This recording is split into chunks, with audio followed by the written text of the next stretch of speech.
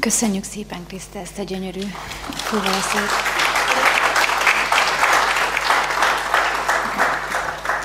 És most pedig szeretném felkérni Deák Báldos Andrást, hogy mutassa be Dienes Istvánt, a második rész első előadóját. Köszönöm.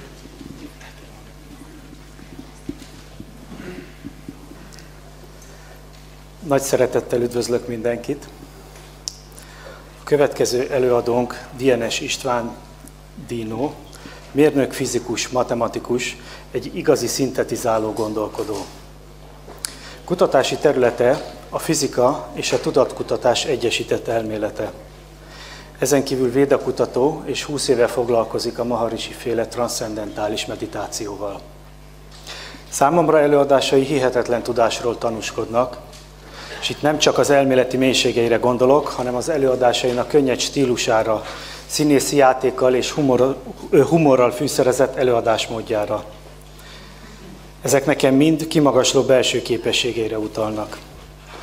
Első hallásra kutatási területei a fizika és a tudatkutatás különálló területeknek tűnnek.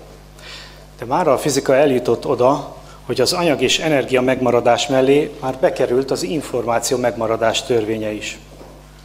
Vagyis az anyag, energia és az információ megmaradásának és egymásba átalakulásának törvényéről beszélnek. Ehhez a kvantumfizikának el kellett jutni oda, hogy igazából nem találtak szilárd részecskét az anyagnak nevezett valóságrész kutatása közben. Aztán ott van a másik kutatási terület, az ember gondolkodásának és tudatosságának a kutatása. Ez az információ feldolgozásának folyamatát vizsgálja. Végső soron a megfigyelőt kutatja, akiben az információ tudatosodik. E különálló területek egyesítő elméletének kulcsa tehát az információ. Ez az új elmélet mit is fog meghatározni? Az objektívnek gondolt megfigyelhető valóság és a tudatos megfigyelő viszonyát fogja meghatározni. Az eddigi tudományos eredmények tükrében már jól látszik, hogy igaza lehet a régi bölcseknek is a világ teremtett voltával kapcsolatban. Igaz lehet egy végtelen intelligencia, egy magasabb tudat létezése, amit ma végül is Istennek nevezünk. És igaza lehet a tudománynak is, amely szétszedte a valóság végtelenül bonyolultnak tűnő folyamatait vizsgálható részekre. És ma eljutott oda, hogy ha ezeket újra összerakja, akkor képesek vagyunk látni újra a nagy egészet, csak egy sokkal magasabb szinten. Az is látszik már a kutatásokból, hogy a teremtésnek, vagyis az információ megértésének, létrehozásának és átalakításának anyagá, energiává van egy univerzális technológiája, ami a szeretet irányába mutat.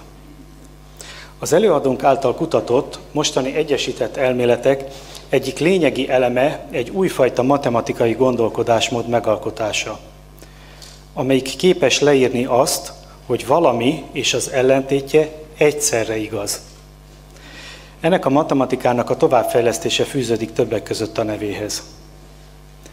Egy ilyen magasabb szintű matematikai és filozófiai gondolkodás alapja a valós szeretetnek, ami kivezet a dualitásunknak azon nehézségéből, hogy a dolgok vagy jók, vagy rosszak, vagy igazak, vagy hamisak. Hogy a duális párokat csak ellentétnek tudjuk látni. A valódi szeretethez szükségünk van egy magasabb szintű gondolkodásra, ahol az ellentétpárok helyett kiegészítő párokat, vagy ikerpárokat vagyunk képesek látni. Egy úgynevezett egyesítő dualitást vagyunk képesek megélni. Az itt elhangzott belső emberrel kapcsolatos gondolatok is erre utalnak. Úgy tűnik, hogy az egyesített elméletek alapján, hogy az univerzumunk is ilyen törvények szerint van összerakva. Lényegében a tudományos megismerés által az elméleti fizika újra felfedezi Istent és a szeretet univerzális törvényeit.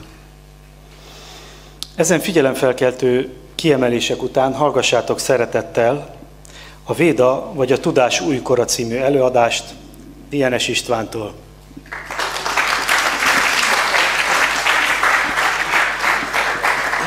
Egyet lépünk a címbe. Jó, hát nagyon tisztes bevezető sorokat hallgatva, hogy hirtelen elgondolkoztam, hogy mit mondjak még.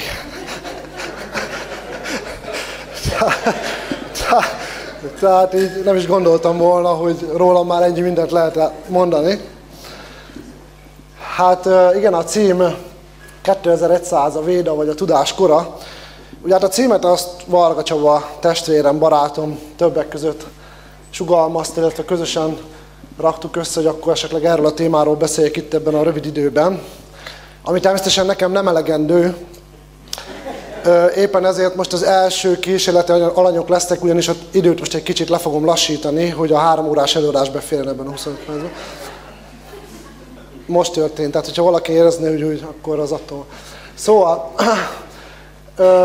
ugye a címbe már bele is foglaltuk, hogy az aranykor emlékezete azon túl, hogy a magyar őshagyomány kutatásán keresztül kezd a mi kultúránkban is újra visszaköszönni, és hogy esetleg az aranykor népeként beszélhessünk magunkról.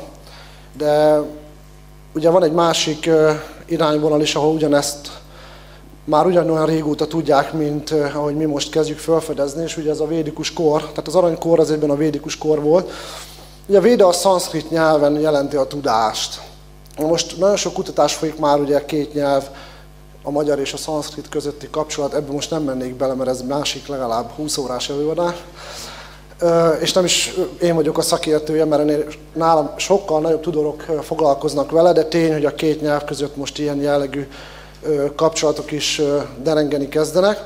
És egyébként azon érdemes elgondolkozni, hogy a véd szónk az esetleg megvéd a, és akkor mindenki úgy oda teszi, jó? Megvéd a. Jó, tehát ugye a tudásról, a tiszta tudásról, tehát a Véda nagyon egyszerűen önmagát a tiszta tudásról, és a tiszta tudásként definiálja, és ahogy a rólam szóló bevezetőben ugye hallottátok, elég sok időt töltöttem ezzel. Léphetünk egyet. A másik, és erre most kaptam felhatalmazást Varga Csaba barátomtól, Török Bálinttól már ugye közöltem ezt az információt, úgyhogy ti vagytok a második csoport, akikkel a titkot eláruljak, és ezzel megkapjátok, hogy ez a konferencia miért jött létre. A többi előadókhoz képest egy kicsit szerencsésebb helyzetben vagyok, ugyanis most elárulnám a nagy titkot, én 2105-ből érkeztem, és időutazó vagyok. A következő történt velem, nem ide akartam jönni, de az időhurok parametrizálásnál, ez egy érdekes folyamat, majd meglátjátok. Szóval az időhurok parametrizálásnál egy picit elcsavartuk a cimborámmal a garázsban, ahogy rakosgattuk a berendezést össze. A 2100-ban egyébként már érettségi tudásanyagból, hát már nem így hívják egyébként, hogy érettségi, hát iskolák sincsenek már úgy, ahogy ti gondoltok rá. Szóval a lényeg, hogy máshol parametrizáltuk, ide érkeztem, és hát a visszavívő berendezésemben egy pici kis kütyű most éppen nem úgy működik, ahogy kell, ezért itt ragadtam, és most állítom itt össze. Jó, ez a másik titok. Most állítjuk össze, hogy az itt éppen elérhető technológiákból ezt összerakjam. Ugye már most ezzel is gondom volt, hogy ezt az animációt ide be tudjam nektek hozni, mert még az itteni technológia ezt kevésbé tudta bevenni. Szóval nagyjából nem így néz ki, amikor utazunk, de valami hasonló. És ezt azért is szerettem volna, hogy lássátok, mert egyébként a másik nagy téma, amivel foglalkozom, a tudatkutatás egyre jobban megvilágítja számunkra, hogy a tudat, mint maga egy misztérium, magában hordozza a tér és az idő misztériumát is. Ugye már itt hallottunk kiváló előadókat, az idő Garac Imre barátom, ugye ő még nem tudja, hogy ő is időutazó, de majd egyszer elárulom neki. Nála egy másik technológiát is alkalmaztak, ezt úgy hívják, hogy agyi neuronsejtek törlés egy időszakos időtartamra, tehát az utazás emlékei megmaradjanak meg. Szóval a lényeg, hogy tehát ebben a szerencsés helyzetben vagyok, egy kicsit többet is esetleg tudok mondani, hogy akkor mi van 2100-ban, pontosan 2105-ben, egyébként most ünneplik Einstein 200. évfordulóját, hiszen akkor már 200 éve lesz, hogy a relativitás elméletet felfedezte, amiről már akkor egy kicsit többet tudunk. De az előadásban ez benne lesz. Szóval akkor lépjünk egyet. Mi az, ami biztos, hogy 2100-ra teljes bizonyossággal nyilvánvalóan tudásként velünk lesz? Ugye itt látjátok a másik kis alagút járatot, ami mindenkinek a fejében ugyanazt csinálja, mint egy ideutazó a féregjáratban. Tehát van egy nagyon érdekes berendezés, ami itt van velünk, és hát most kezdjük igazán megérteni ennek a berendezésnek a működését, és egy nagyon fontos jelenséget, amit ez a berendezés itt a valóságunkban közvetít, és az pedig a tudatosság. Lépjünk egyet, ha ezután most lépjünk egyet? Jó. Tehát a tudatosság kérdésköre. Ebben már 2100 időszakában teljes mértékig letisztáztuk, hogy azt, amit most az agykutatók egy nagyon összetett ideghálózatként vizsgálnak, az alapvetően az elemi részecskék törvényszerűségére vezethető vissza. Tehát alapvetően minden azokból az elemi építőkövekből áll, ami már ott volt a teremtés elején is. Tehát ilyen értelemben nagyon nagy változás a teremtés óta nem következett be, mert ugyanazok az építőelemek vannak itt, csak érdekes módon közben különféle átalakuláson, szerveződési átalakuláson estek át.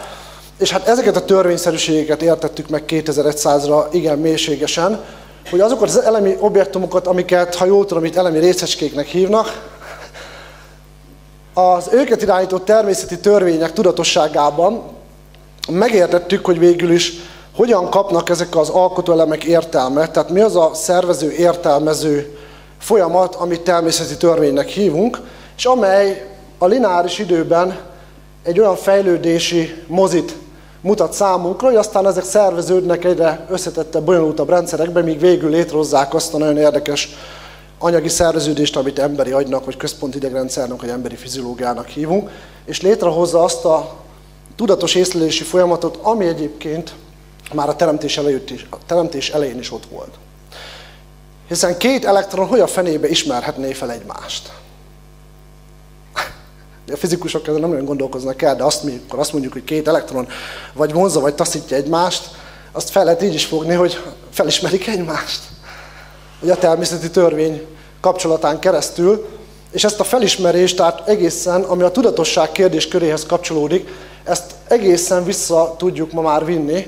Ma is egyébként, tehát azért mondom, hogy 2100-ra ez biztos tudás, mert ma már ennek az összes sarokpontja jelen van, csak a bátorságot kell venni, hogy valaki összeillesz ezeket a képeket, ezeket a tudáshalmazokat, és azt, ami már számunkra misztérium, azt egy ugyanolyan következetes megismerésben föltárhatjuk, ami a tudatosság és a tudatos észlelés misztériuma. 2100-ban viszont már annyival is előrébb léptünk, hogy nem csak ezt a folyamatot értettük meg, hogy a természeti törvények az indulástól és az általuk létrehozott elemi alkotóelemek, tér, idő, elemi energiahullámzások, amik az elemi részecskéknek a struktúrái, hogyan szerveződnek össze lineáris időben, x időmennyiség alatt egy olyan organizmussá, ami valójában csak azt a tudatosságot megjeleníti, ami tehát végig kísérte ennek az univerzális fejlődésnek az egész sorsát. És ebből a visszafelé utat is már 2100-ban értjük és összeraktuk, ami pedig a tudatosságból, tehát a tudatosság, mint legalapvetőbb alkotóelem, tehát egy olyan dolog, ami egyszerűen a saját létéről tudatos, tehát a saját létezésének öntudatilag igazságot tud adni, tehát ami minden létezőnek, hogy létté válhasson létezővé, tehát megadja az induló lökést, ezt is már le tudjuk írni, tehát magyarul, hogy a tudatosság hogyan hozza létre azt a valamit, amit egyébként rajta kívül anyagnak észlelünk, és ezáltal az anyagnak létjogosultságot, értelmet ad. Mert hát önmagában az anyag tudatos észlelő nélkül, itt is már sokan sejtik, nem létezik. 2100-ban ez pontos törvény, és ezt mindenki tanulja középiskolás szinten, bár már nem így hívják. Ez azt jelenti, hogy például ennek az egész szobának, ennek a fényjelenségnek a megértése 2100-ban nem csak azt jelenti, hogy milyen részecskék, milyen törvényszerűségek, elektromágneses hullám és az ősztvezérlő törvényszerűségek történnek az egyik oldalon, hanem annak kapcsolódását ahhoz a berendezéshez, ami aztán ezt átviszi egy totálisan, teljesen más minőségi dologba, ami már nem fény, sőt, még csak nem is elektromágneses aktivitás, és majd ezután ebben a leképeződésben eljut oda, hogy ti észlelitek a fényt. Mert hát itt bent, itt nincs fény. Itt bazina sötétség van mindenkinek. És nem azért, mert buták vagytok, tehát elnézést kérek, ti építettétek fel, hogy én visszajöhessek. Tehát ez azt jelenti, hogy ez a konferencia sikeres volt, és a többi, és a többi. Hanem ez, hogy ez tény. Tehát itt nem az, hogy ez a szemút bemegy, bekapcsol egy ilyen projektort, és akkor kivetít itt hátul egy vászonra, és ott ül benne egy kis manó, hogy még mondjuk 1000 évvel ezelőtt sokan elképzeltek, és akkor ott nézi, és akkor van egy látvány. Nem, itt valami nagyon érdekes folyamat lezajlik, aminek a részleteit most kezdjük megérteni. Nagyon sok sarokkő le van téve. És ezért tehát ez a folyamat teljes mértékig értelmezhető 2100-ban már, és ugye az ősi védikus szövegek ezeket már 10 000 évvel ezelőtt legalábbis írott formában már leírták. Ugye a Rigvédából szoktam idézni mindig, a Rigvédában van egy passzus, amit szerintem mindenkinek az iskolás tanulmányra, amikor megszületik, így el kellene mondjanak. Ez így szól, hogy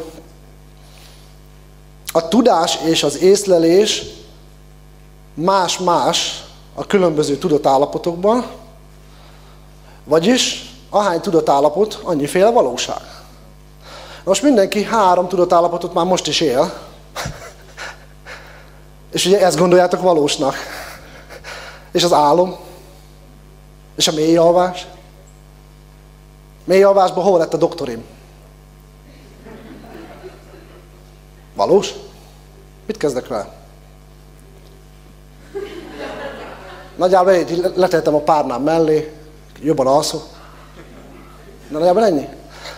Tehát ugye ezek a szövegek abból az időszakból, ahol még ez a lényegi hármasság, és ennek ugye nevet is adtak, ugye a tapasztaló, a valós tapasztaló, aki tehát tényleg valóban lát bent, mert nem a szemetek lát, nem az agyatok lát, nem az elmétek lát. Ezek egyik sem lát, ezek csak közvetítenek, és van bent valaki, aki lát. Ugye ezt a ősi szövegben önvalónak, öntudatosságnak, tiszta tudatosságnak, atmának, sokféle néven illetik. Tehát van bent valami, ami akkor is jelen van, amikor mindent elvesztek. Tehát mindentől megfosztjátok a tudatosságot, minden lehetséges tapasztalattól, és akkor is marad hátra valami, ami csak az önnön léte folytán tudatos lehet önmagáról. Na ezt az úgynevezett szingularitást kezdjük most megérteni. Azt a valamit, ami akkor is van, ha semmi sincs. És ugye, hogy a bevezetőt rólam már elmondták, na ehhez kellett ez az új matematika, hogy definiáljunk valamit, ami akkor is van, ha semmi sincs. Hát most mindent csak valamihez képest tudunk definiálni. De hogy valamit önmagán keresztül tudjunk definiálni, na az most kezd világossá válni az emberiség előtt. És ugye a nagy fizikai egyesített elméletkutatásban ez azért nagyon fontos, és ugye a kollégáim ugye azért, bár ezt nem mutatják az egyetemi órákon, de azért verik ki őket a hidegverejték, mert tudják, hogy ezt az Isten egyenletet megalkotjuk valaha, ami egyébként kész van. Másképp nem tudtam olyan időgépet csinálni. Tehát az azt jelenti, hogy a képlet, mivel mindent leír, és ezt most török bántani, és ugye kétszer kihangsúlyoztam, most figyeljetek, ez a lényeg az egésznek. A képlet, ami mindent leír, létezik ilyen képlet, ami mindent leír, az azt jelenti, hogy téged is leír, aki éppen az egyenletet írja. Na ez itt a nagy logikai bukfenc, mert innentől kezdve, mivel engem is tartalmaz, tehát már most azt is tartalmaz, hogy éppen most írom. Tehát azt is tartalmaz, hogy mit fogok írni. A szabad akarat másik 3 órás előadáson majd megbeszéljük. Na és ez egy új logikát igényelt, mert ugye ez azt jelenti, hogy ez az egyenlet egyszerre igaz és hamis. Akkor van értelme, ha értelmet akarsz látsz benne. Egyébként, ha nincs benne értelem, akkor értelmetlen. És ki viszi bele az értelmet? Hát éppen aki használja azt az egyenletet. És mi ez az egyenlet? Az pedig úgy néz ki, az a tudatosság. Tehát ennek van egy kódja. Lépjünk egyet. Ez tehát elvezetett oda, hogy azokat az alkotó elemeket, amit már ma a fizika, az elméleti fizika ismer, itt látjátok, 2013-ban az elméleti fizika alkotó elemeit. Ma már nem elemi részecskékről beszélünk, ez a nagyon szép objektum, ami egyébként lehetne egy művészeti alkotás, és nagyon sok művész van közöttetek, szokták szeretni ezt az ábrát. Ez egy 6-dimenziós Calabi-Yau térnek nevezett érdekes objektum, differenciált geometriából tanuljuk, és ez az univerzumunknak a DNS-e. Mert hogyha azokat a dimenziókat, amik egyébként a világegyetemünket struktúrák, mert most már azt is tudjuk, 2100-ban pedig ezt már alkalmazott technológiailag használjuk, hogy a tér nem háromdimenziós. Az idő sem egydimenziós, másképp nem tudtam volna utazni. Szóval a lényeg, hogy többdimenziós, és hogy ezeket a dimenziókat nem mindegy ám, hogy hogyan csavarjuk föl. Mert hogyha ott az egyik fodrot egy kicsit másképp csavarjuk, mint a lányzónak a szoknyáját, akkor hippre-hoppra egy másik világegyetemben találjuk magunkat. Az már egy másik világegyetem, másféle törvényszerűségekkel. És jelen pillanatban, amiben hiányos még a fizika, hogy ezt nem értjük, hogy mi szervezi ezeknek a dimenzióknak a szerveződését, a struktúrát. Vagyis mi hiányzik a fizikából? A fizika értelme. Tehát mit kell visszacsempészni? Amit ugye 2100-ban tökéletesen tudunk, az értelmet. Hát pont ez hiányzik, hiszen nem írja még le a fizika az értelem folyamatát. Viszont ezek a leírások most kezdik ezt előttünk az előbb követett logika révén föltárni, és akkor lépjünk egyet.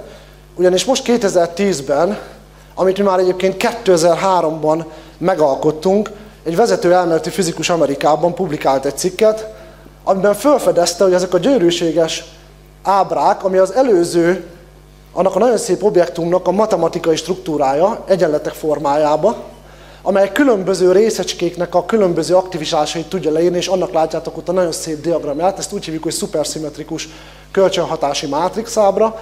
Tehát ezt ő tovább vizsgálgatta, itt látjuk az összes térdimenzióban ennek a vizsgálati módszereit, és azt találta, hogy ezek az elemi dolgok felbonthatók ilyen nagyon egyszerű információ átalakulási, a semmi a valamibe, a valami a semmibe, és hogy ez a semmi hogyan alakul át különböző nullák és egyesek átalakulásák révén egy-egy-egy-egybe, tehát abszolút igazságba, hogyha ez a hamis. És ezt a dinamikát fedezte fel minden egyes ilyen ábrának a központi, mondhatnánk így legalapvetőbb elemi objektumaként. És ugye ez azért volt számára meglepő, mert aki tanult mesterséges intelligencián, és mesterséges intelligencia kutatást, akkor tudja, hogy a matematikában a neuronháló dinamika számításán ezt úgy hívjuk, hogy egy elemi neurális hálózat. Tehát egy olyan dolog, ami képes számítást végezni, tehát egy ilyen egyenletet megoldani. Jó? Tehát mit fedezett fel az úriember? Hogy mi kalkulálja a fejünkbe azt az egyenletet? Meglepő? Hát mi lenne meglepő? Hát ki hozta létre azt az egyenletet? Bár ő ezt még most nem tudja, mert ő még most nem ezt mondja, nem olvastam az új cikkeit, viszont mi ezt már Csabáik, hogy az intézetben már 2003 óta, 2000 óta ugye megalkottuk, lépjünk egyet.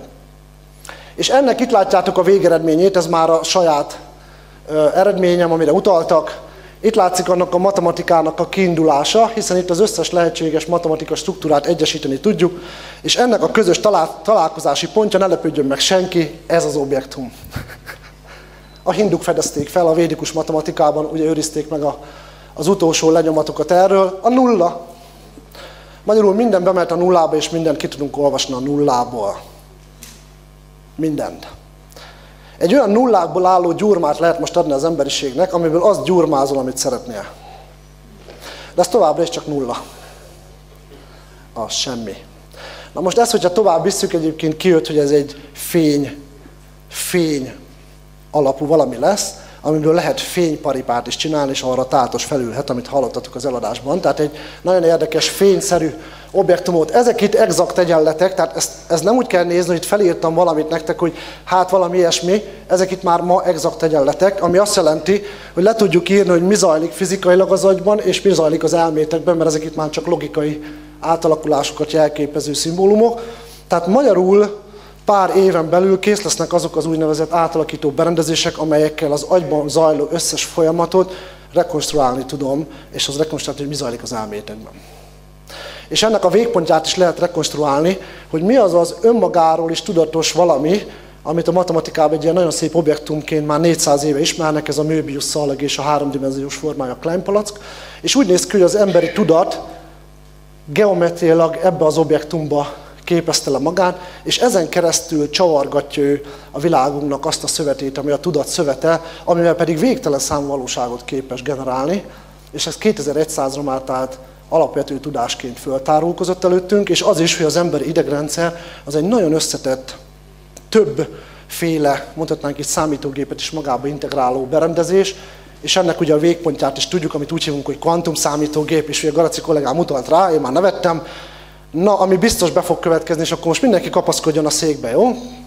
Behúzni az öveket, 2105-be repülünk, egy ugrás, lépjünk egyet. Ami biztosan bekövetkezik ennek fényében, lépjünk egyet. Nézd meg, hogy... Akkor lehet, hogy beragadt. Hát ez amikor a nem kompatibilis ugye, időszegmensek technológiái találkoznak. Egy pillanat, mindjárt újraindítjuk a berendezést. Jó, kész vagyunk. Már csak lazítók, diák vannak. Itt mehetsz át, mert itt megy az animáció. Itt most repültetek, ez volt a fény. Mehetünk, mert lehet, hogy csak az animáció miatt. Igen, mehet. Ezen is mehetünk. Jó, tehát amit ő felfedezett ezekben a képletekben már le tudjuk írni. Mehetünk egy... És nem megy tovább. Jó, akkor nézd meg a másik dián gyorsan. Mondom, ez amikor, hát sajnos ezzel jár, amikor időutazó tart nektek előadást. Oda menjünk itt arra, igen. Akkor onnan menjünk egy ugrás. Igen, tehát kezdjük ezt felfedezni, amit már nektek 99-ben ugye egy film formájában előadtak. Ugye a Wachowski testvérek is nagyjából onnan jöttek, ahonnan én. Tehát ezért tudták ezt nektek moziba leadni. Tehát kivetítésre. Tehát úgy, na csak arra, menj vissza arra a diára. Menj vissza a diára. Itt ezt így kattints rá csak. Jó, egy pillanat csak, hogy végigfussunk. Nem, már van egy... Ez az, na, így. És akkor mehetünk. Tehát ami biztos, mert ez ugye már megjósolt, tehát most 2010 után várjuk a kvantumszámítógép megjelenését. Ezt úgy képzeljétek el, hogy ez abszolút elképzelhetetlenül át fogja írni az emberiség történelmét. Tehát ez már nem olyan számítógép, mint amivel most próbálok nektek vetíteni. Ez olyan számítógép, ahol a számítógép és a használója egy rendszert alkot. Oké? Egy pillanat. Menjünk tovább. Ennek alkalmazása ez, hogy többek között, ez már működik Amerikában egy-két egyetemen, ilyen jellegű irányított vetítési dolgokat tudunk majd csinálni. Tehát mindenkiről komplet másolatot. Dolgozni már nem fogtok 2100-ben minek. És ugye ez egy ilyen kvantumszámítógép a kvantum folyamatok irányított, kontrollált működtetését fogja biztosítani. Ez 10 éven belül megvan. Ezzel az úgynevezett szabad energia kicsatolás megvalósítható, tehát az energia probléma 5-10 éven belül megoldódik. Ez már megvan oldva, csak még nem akarják nektek elárulni. Oké? És akkor egy utolsó. Időgép, ezért jöhettem vissza. 20 éven belül itt lesz. Ugyanez a folyamat az irányított időkontrollt a kezünkbe adja, és egyben ugye ez a tudathoz is kapcsolódik, a tudat is az idővel manipulál. Következő kép, csak hogy lazítsatok. 2100-ban már ugye nagyjából ezt készítik elő, az emberiség megy ki, kollégám beszélt róla, planetáris tudat, megyünk ki. Nem azért, mert kicsi hely a Földön, hanem mert megtehetjük. Jó, és a következő. És egyébként ilyen helyi, lokális téridőablakokat is tudtok majd nyitni. Én egy hasonlóval jöttem át ide. Csaba majd elmeséli, milyen volt az élmény. És ilyenekkel, tehát ez lesz az bizonyos teleportáció, amiről már meséltek. Tehát ezekkel ugye tudjuk a téridőnek szegmenseit úgy manipulálni, amivel lehet tehát így ugrani. Később már ez a technológia nem kell, mert az idegrendszerek már ezt most is tudná, ha megfelelően használjátok. Ezt hívják úgy, hogy valaki megvilágosodik.